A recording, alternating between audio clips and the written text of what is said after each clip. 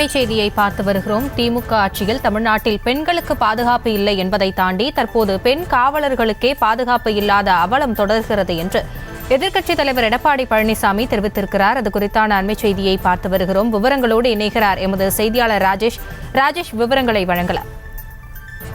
வணக்கம். எதிர்க்கட்சித் தலைவர் எடப்பாடி பழனிசாமி தன்னுடைய சமூக வலைதளத்தில் பதிவு ஒன்றை இட்டிருக்கிறார். அதில் நேற்று ஒரே நாளில் சென்னை தாம்பரம் ஆணையரக காவல் எல்லைக்கு உட்பட்ட பகுதிகளில் சென்னை மாநகர காவல் ஆணையர் அலுவலகத்தில் பணிபுரியும் பெண் உதவி ஆய்வாளர் உள்ளிட்ட 8 பேர் நகை பறிப்பு சம்பவங்களால் பாதிக்கப்பட்டுள்ளனர் என்று வரக்கூடிய செய்திகள் அதிர்ச்சி அளிப்பதாக அவர் குறிப்பிட்டிருக்கிறார்.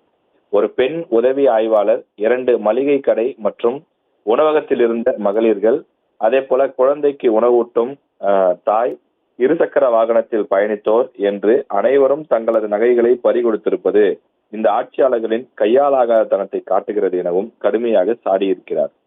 தமிழ்நாட்டில் காவலர் உட்பட யாரும் பாதுகாப்பாக நடமாட முடியாத சூழ்நிலை உள்ளது என்பது வெட்கக்கேடான நிலை எனவும், இந்த நிலைக்கு காரணமாக நிர்வாக திறனற்ற அரசுதான் காரணம் என்றும் அவர் குறிப்பிட்டிருக்கிறார்.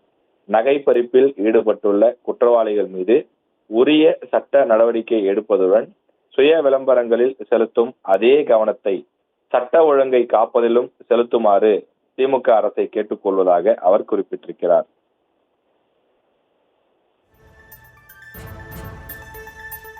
விவரங்களுக்கு நன்றி ராஜேஷ்.